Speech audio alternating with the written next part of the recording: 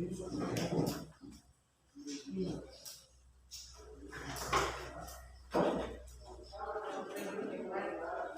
pagi. Pagi, Bu. Selamat pagi. Pagi, Bu. Ya, pagi pagi tentu semangat. Apa kabar hari ini? Baik. Baik ya. Ada yang sakit kan tidak? Tidak. Dari rumah sudah sarapan ya? Belum. Ada yang belum? Ya. Banyak. Aduh, berarti selesai ini harus kita jajan. Tapi jajan yang sehat ya. Iya. Hari ini kita akan belajar. Kalau itu masuk berarti pelajaran apa? Ya. Iya.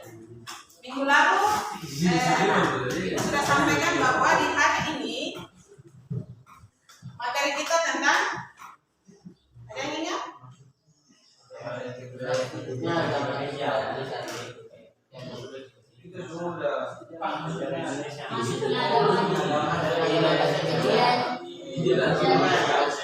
Sebelum kita belajar supaya kita diberkati oleh Tuhan, dilindungi oleh Tuhan, maka kita akan berdoa terlebih dahulu.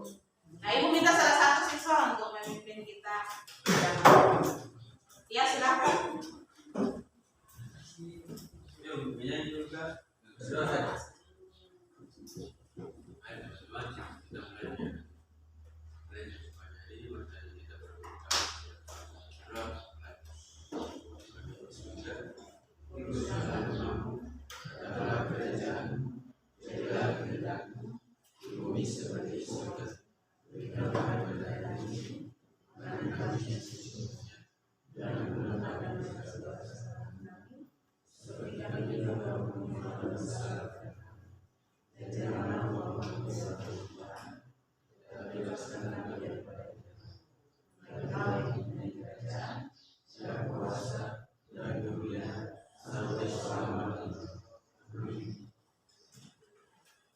Terima kasih.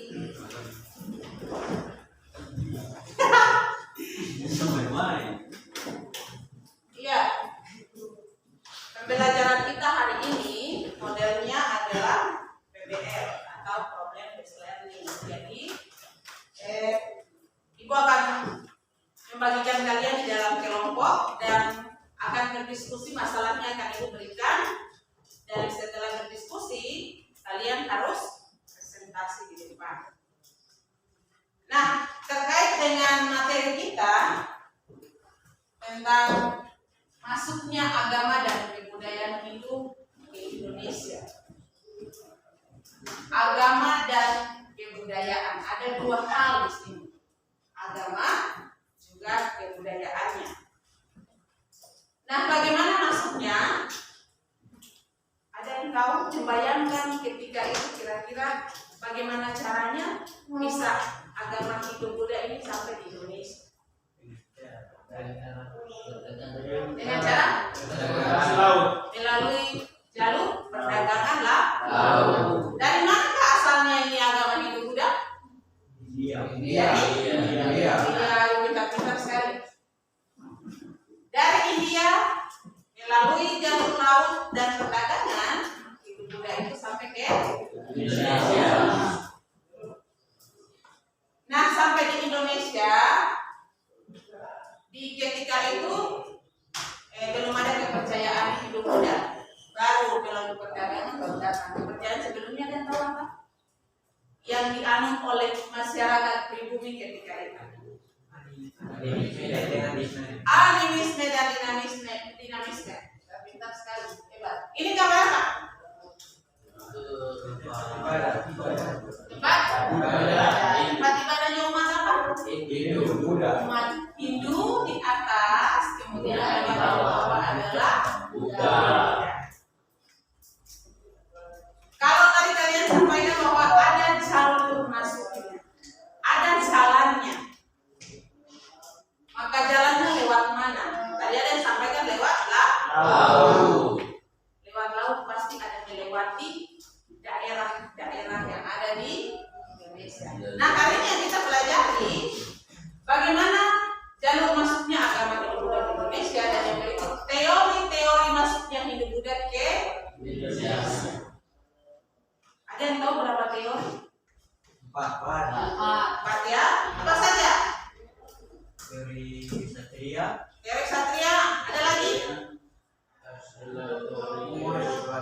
Waisya, Rahma, Teori arus balik. teori arus balik.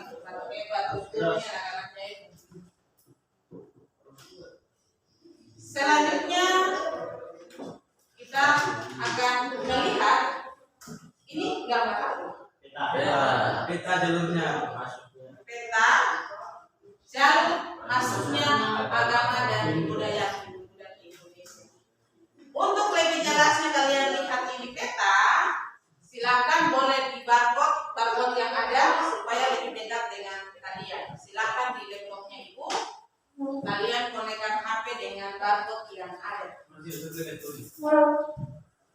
Silakan. Ada yang sudah buka materinya melalui classroomnya? Google Classnya? Sudah? Ya. Pasti materinya sudah lihat di sana.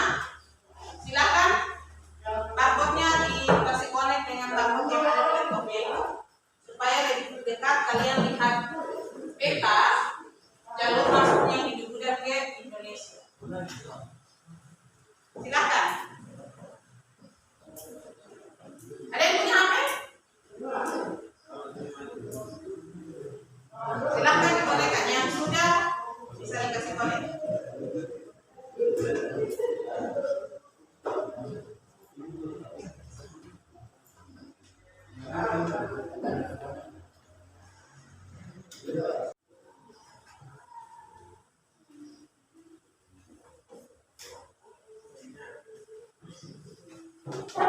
Ya, jadi ini adalah peta bagaimana hidup Buddha datang ke Indonesia.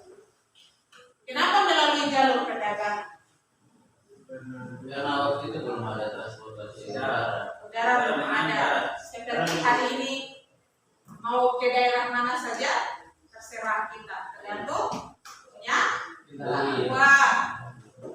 Boleh pesawat ke luar negeri sekalipun bisa. Asalkan punya surat yang resmi, lengkap dengan paspor dan uang. Jadi ini, kenapa ketika itu Indonesia dijadikan tempat yang bagus untuk perdagangan? Karena wilayah strategis hebat-hebat. Nah, ini adalah petanya. Sudah lihat di HP-nya masing-masing? Selanjutnya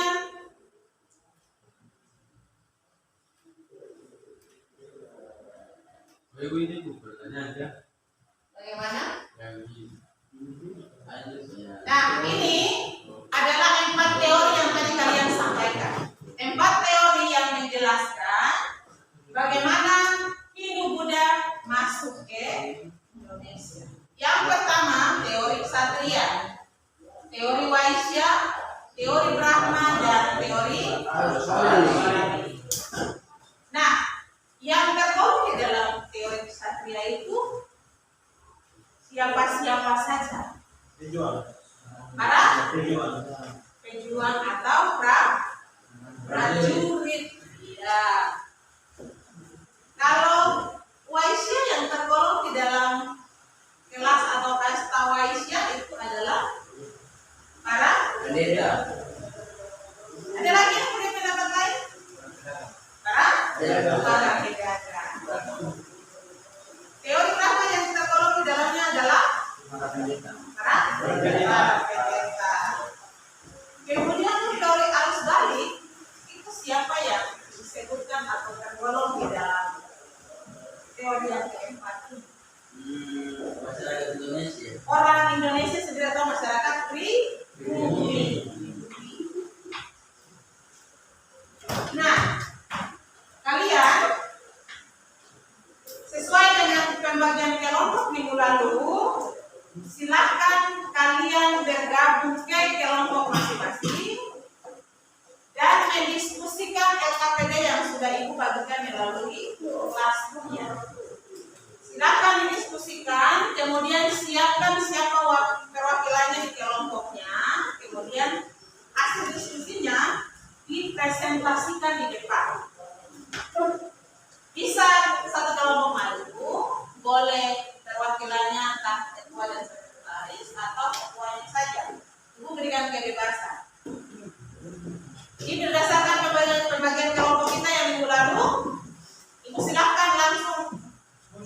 duduk sesuai atau berkelompok sesuai dengan kelompoknya masing-masing. Silakan.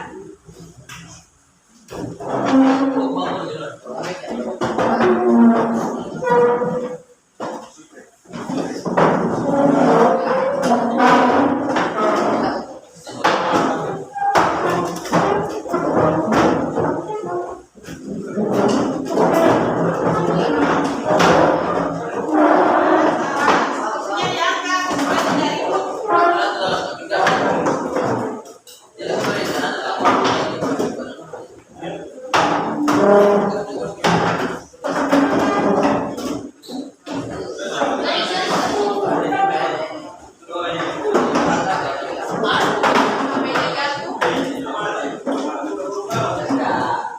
Semua punya alat tulis ya, alat belajar ya. Semua punya ya. Atau ada yang tidak punya alat tulis? Pasti semua punya ya.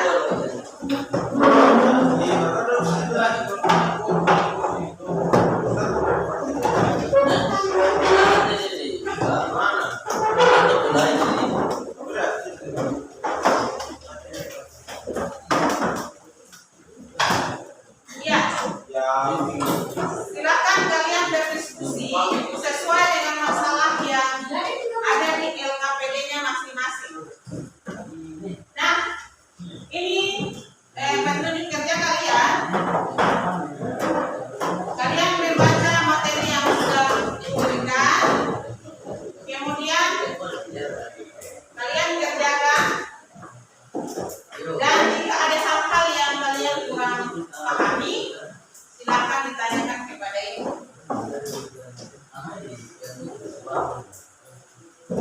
Ingat ya, kalian sambil berdiskusi, ibu ambil nilai. Jadi walaupun kalian satu kelompok, tetapi pasti nilainya tidak sama. Kalau tidak kerja bersama-sama, tidak kompak. Silakan berdiskusi di kelompoknya masing-masing.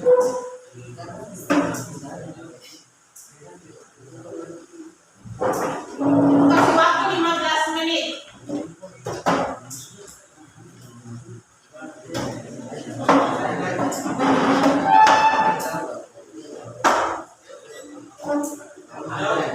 Iya, kasih geser meja satu di belakang ya, biar tidak terlalu jauh. Ya.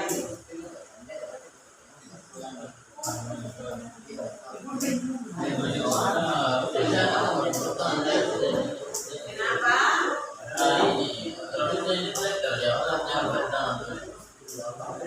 Aman kenapa?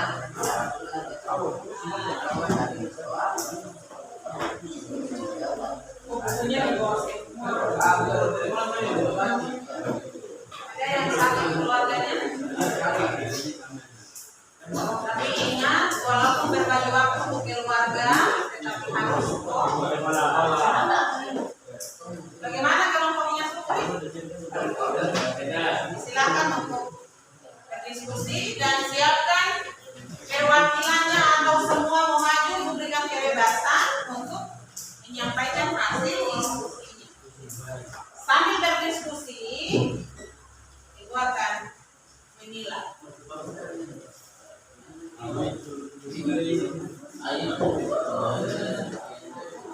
Nah, kelompok satu akan membahas tentang bagaimana jalur masuk atau jalur masuknya agama dan budaya ke Indonesia.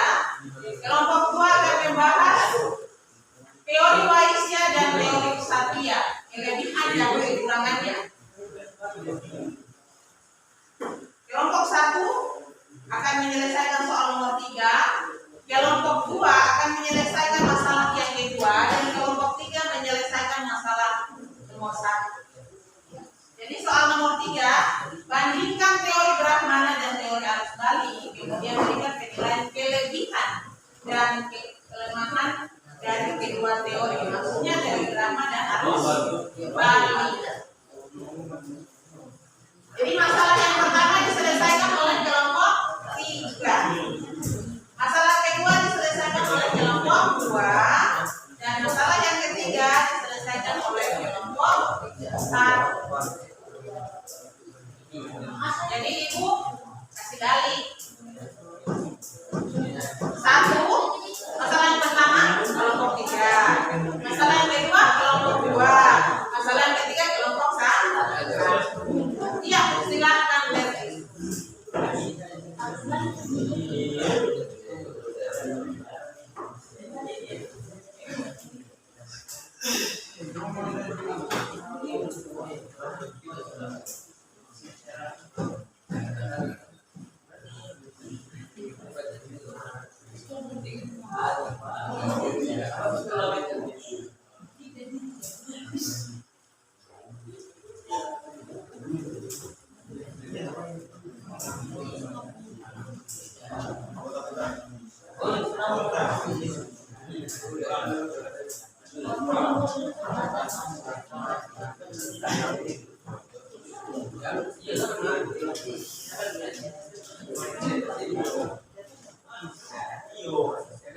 Waktu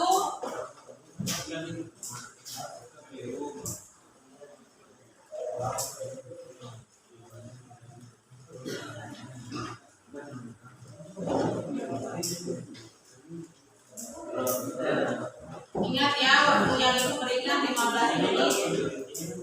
Waktunya sudah berjalan.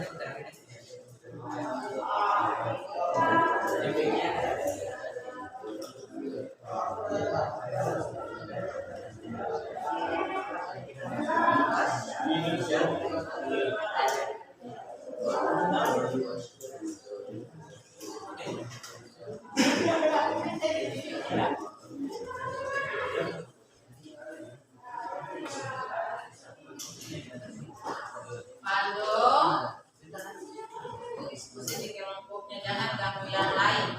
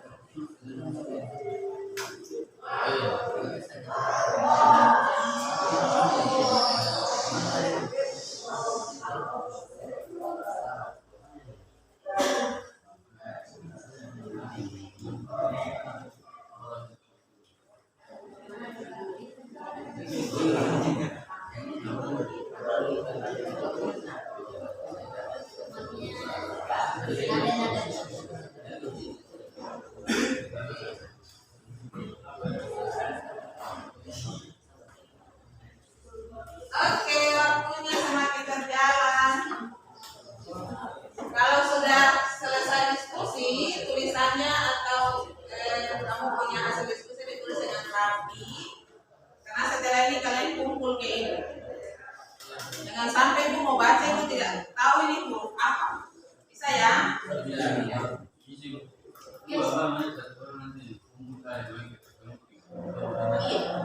Kan nanti di dalam lembaran itu tertulis anggota kelompok.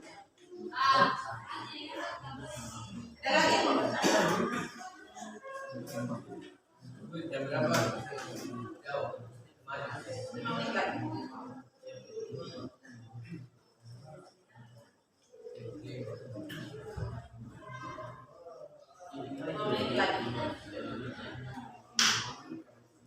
Ayo, waktu kita tersisa 5 menit untuk berdiskusi. Setelah itu kalian presentasi.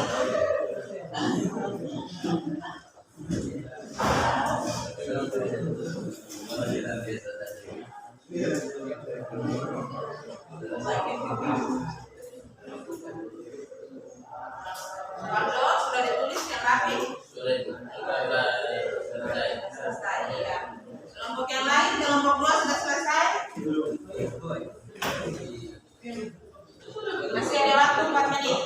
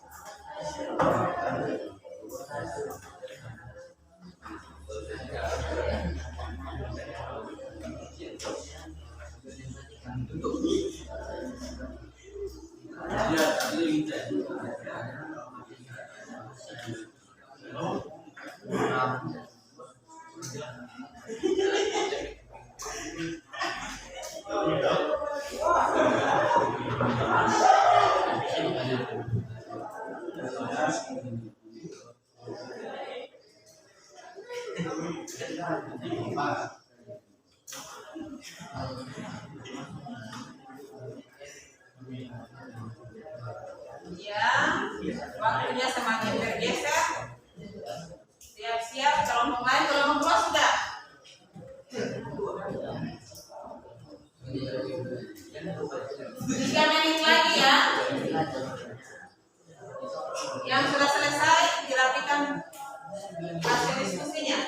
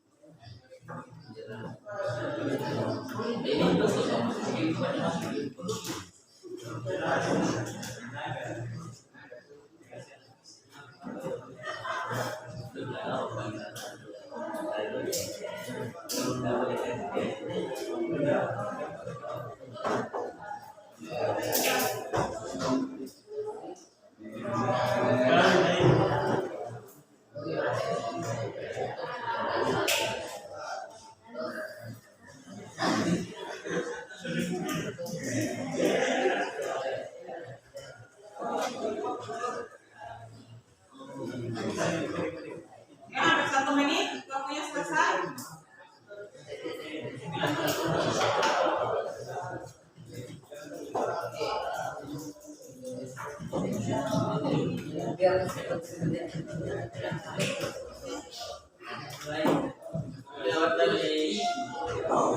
Kelompok 1 sudah selesai?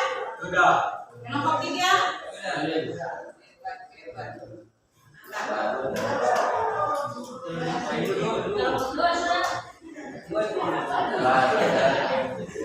Kelompok 2 tadi sudah dinyatakan bahwa selesai. Jadi yang diutamakan 1 dan 3. Kelompok 2 sudah lebih awal dinyatakan selesai. Oke? Sudah menunjuk siapa yang maju atau sudah sepakat semua mau maju? Diberikan kebebasan. Kalau sudah disepakati, maka ibu persilahkan. Mana kelompok yang mau maju lebih dulu? Satu.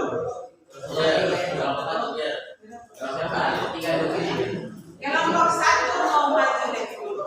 Disilahkan.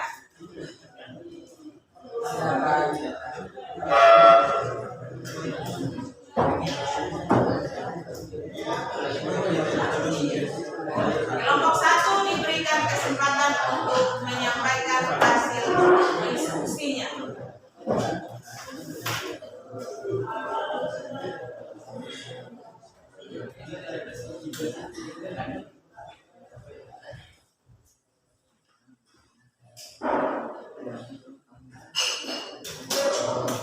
Kelompok yang lain?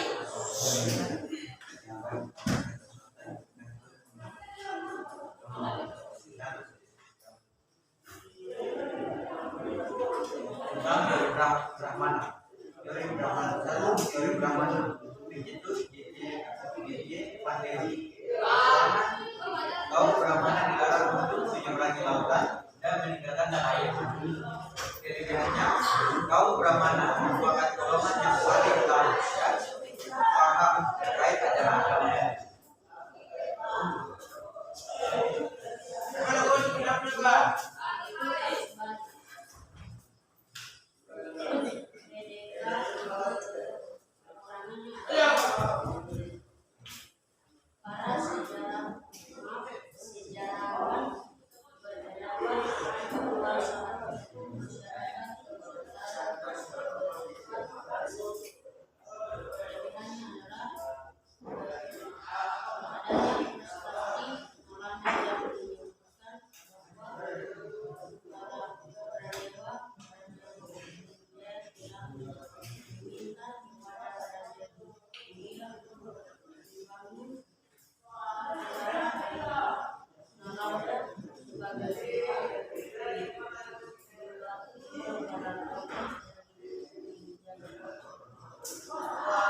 Demikian diskusi kami. Waktu kami berikan kepada kelompok lain untuk pertanyaan. Jika ada diskusi kami yang kurang jelas dijadikan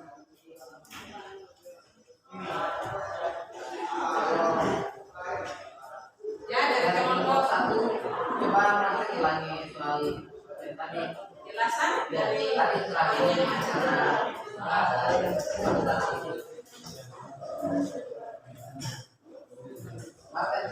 makan saja. Yang kedua arus balik. Yesus ketika perjuangan para sejarawan berpendapat bahwa saat itu masyarakat Nusantara masih bersifat pasif. Kelebihannya adanya prasasti Nalanda yang menyebutkan bahwa Balaputra Dewa dalam kurung Raja Sriwijaya telah meminta kepada raja di India untuk membangun wihara di Nalanda sebagai tempat untuk menimba ilmu para tokoh dari Sriwijaya. Saya, ya, ada lagi dari nomor kedua yang jelas. Ya, jadi berdasarkan penjelasan dari atau hasil diskusi yang sudah disampaikan oleh kelompok 1 terkait dengan kelompok yang tadi, bahwa ketika itu kenapa sampai disampaikan bahwa di situ disebutkan kerajaan di teori yang keempat arus balik, karena ketika itu yang diajari kebudayaan atau agama Hindu adalah mereka yang ada di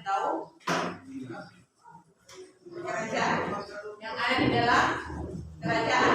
Jadi anak-anak raja ketika itu belajar tentang agama Hindu.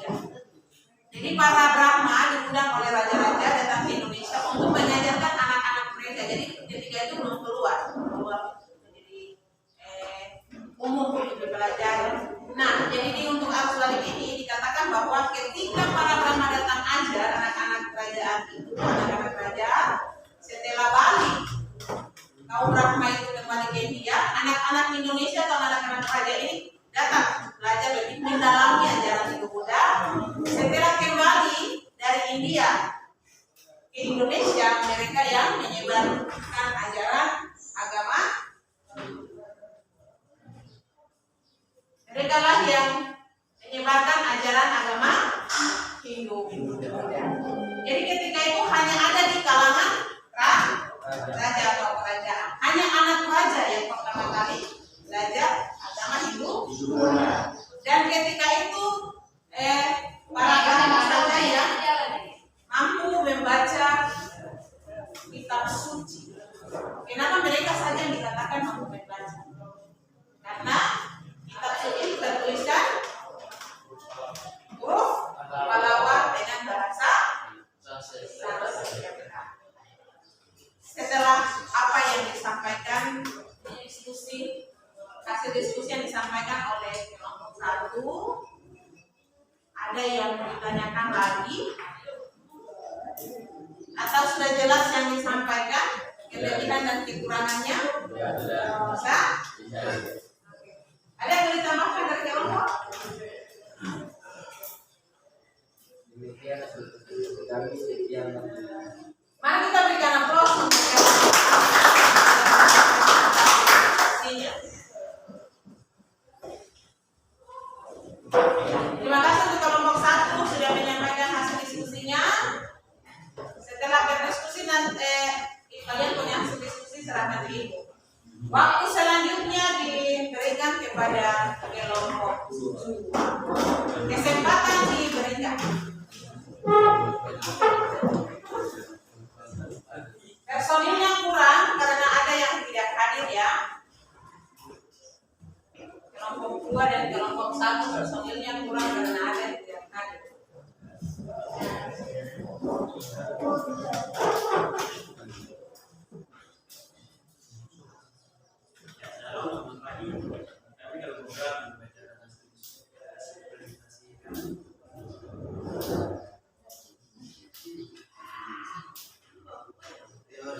Teori kesehatan Provinsius Ordenador Insinyur JM Mons.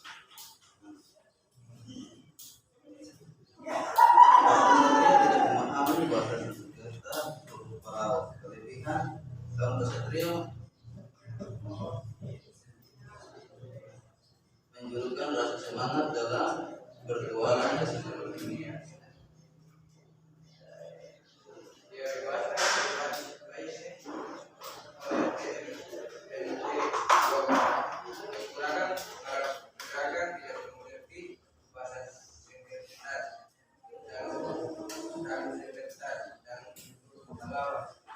Serbia pada sumber daya alam Indonesia dan para pedagang yang berasal dari India dan beragam agama Hindu, Buddha, di 3 negara.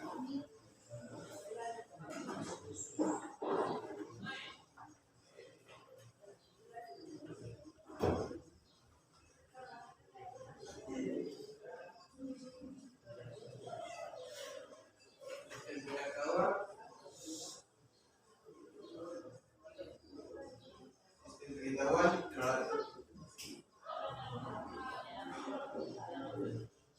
Dari hasil diskusi kami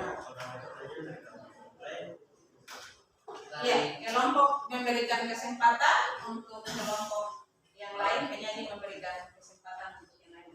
Silakan. Nah, dari kelompok 2 yang tadi ada kurang itu dari Alfabet tadi baca di Teori yang mana? di teori ya yang tadi Sama saudara kata direktur. ya Dokter. Ya, jadi Ibu sampaikan ya untuk semua. Kalau tulisannya D-nya besar, R-nya kecil, itu dokter. Kalau D-nya kecil, R-nya kecil, itu dokter. Jadi kalian lihat yang Ibu ada ini, yang Ibu ada sorot ini, DR ini D-nya besar, itu dokter. Jadi kalau pergi berobat di klinik atau di rumah sakit, kalian lihat di papannya itu tulisannya D-nya besar, R-nya kecil, tapi di dalamnya itu ada dokter, berarti penulisannya salah. Jadi kalau sepintas kalian lewat di depan apotik lalu lihat itu DR, D-nya kecil, oh itu ada dokter siapa begitu, spesialis apa? Bisa ya? Bisa. Ada lagi?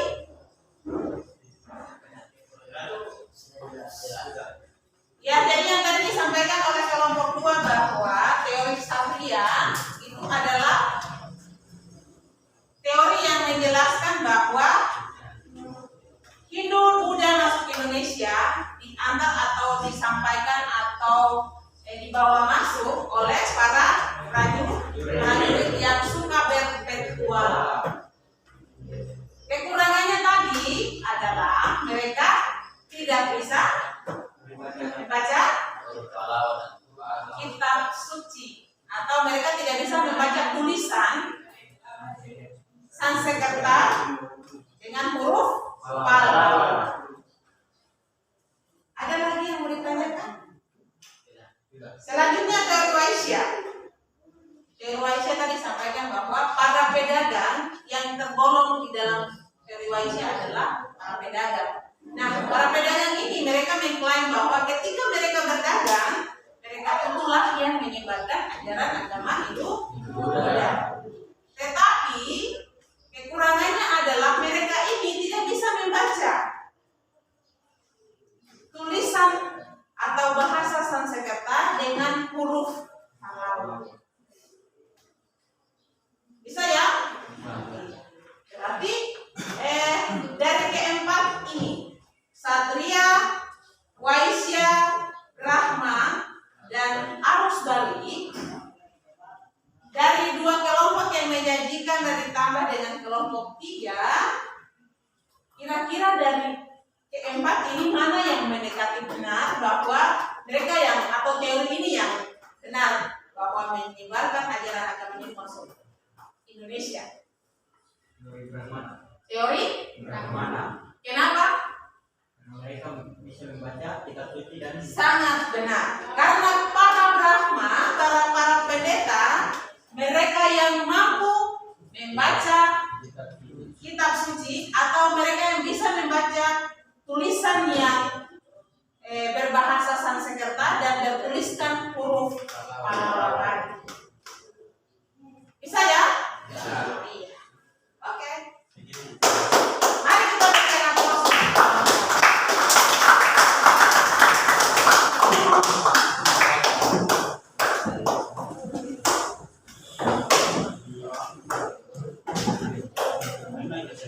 Waktu selanjutnya kita berikan kepada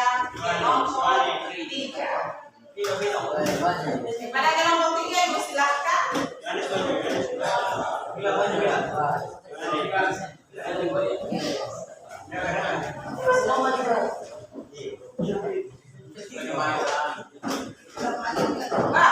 hebat ini kelompok 3 sudah lengkap, maju semua.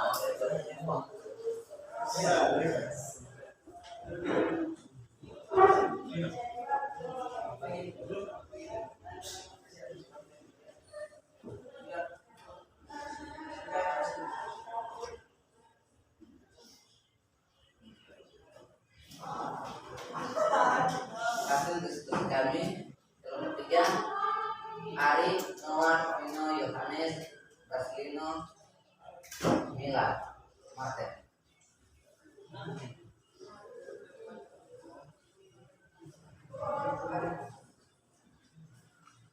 Teori masuknya Hindu-Buddha ke Indonesia. Proses masuknya agama Hindu dan Buddha ke Indonesia. Indonesia sebagai negara kepulauan letaknya sangat strategis, yaitu terletak di antara dua benua Asia dan Australia dan dua samudra India dan Pasifik yang merupakan daerah persimpangan lalu lintas perdagangan dunia.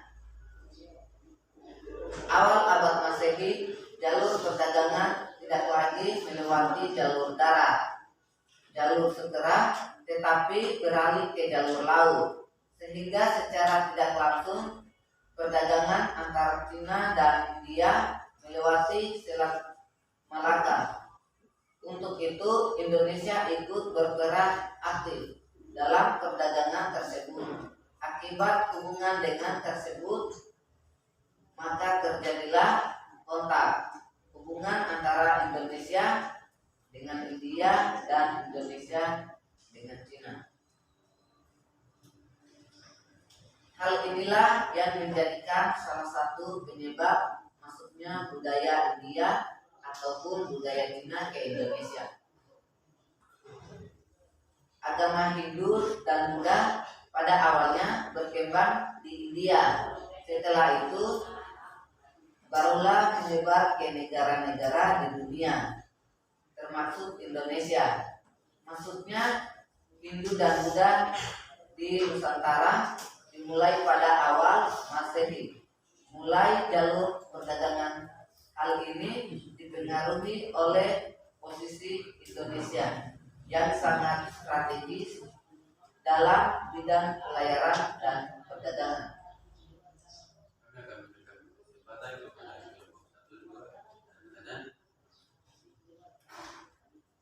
Ya, kelompok 1 dan 2, kelompok 3 memberikan kesempatan untuk bertanya. Jika di dalam presentasi mereka ada yang kurang, mereka berikan kesempatan. Kelompok 2 jelas, kelompok 1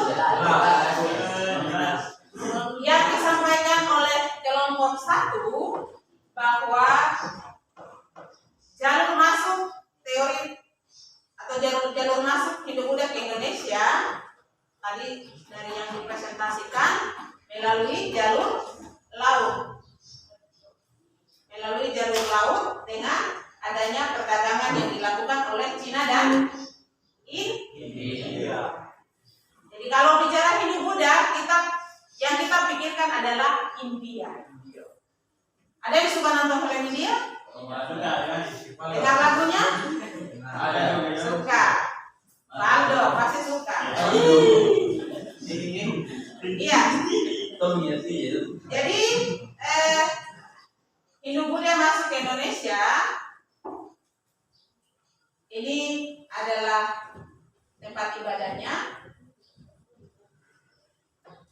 Jalur inilah yang tadi diceritakan atau disampaikan oleh kelompok 3 bahwa Indonesia ketika itu dilewati oleh para pedagang melalui transportasi laut. Kenapa mereka senang lewat Indonesia? Karena apa? Letaknya strategis, ada di antara dua benua dan dua samudra. Apa benuanya?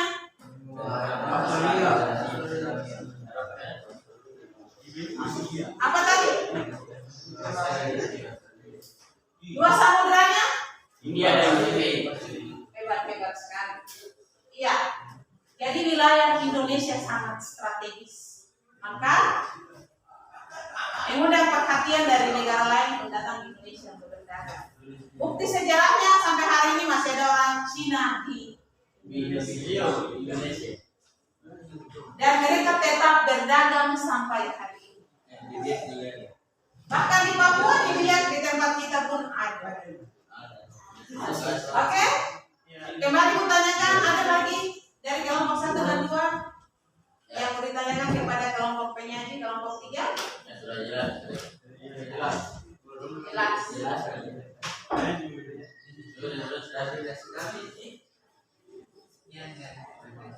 Mari kita berikan aplaus untuk ya.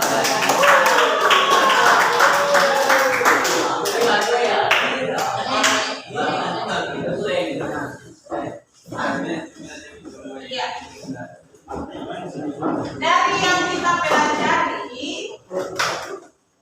sudah dipresentasikan 3 masalah ini yang sudah kita pelajari melalui diskusi kelompok dan presentasi.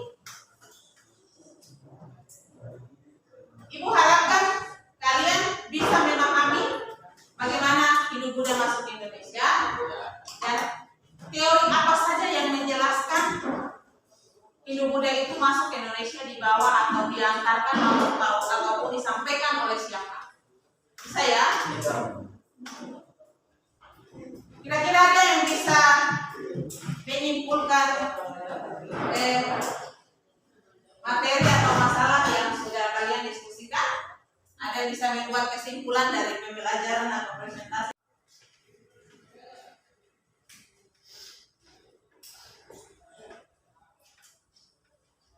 Iya, demikian diskusi yang sudah disampaikan oleh masing-masing kelompok yang sudah dipresentasikan.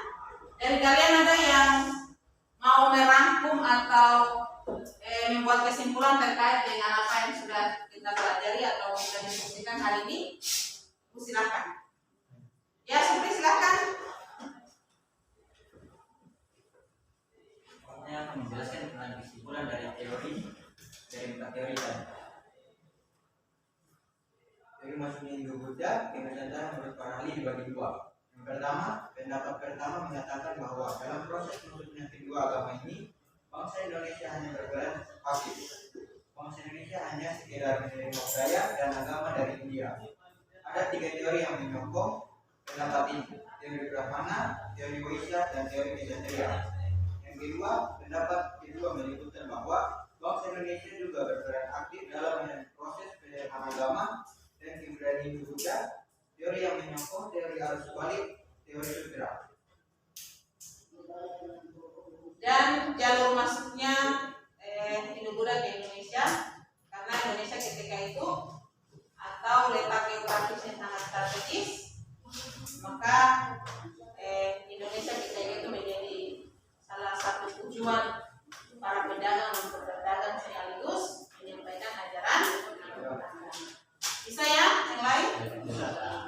Terima kasih. Tepuk tangan untuk Supri.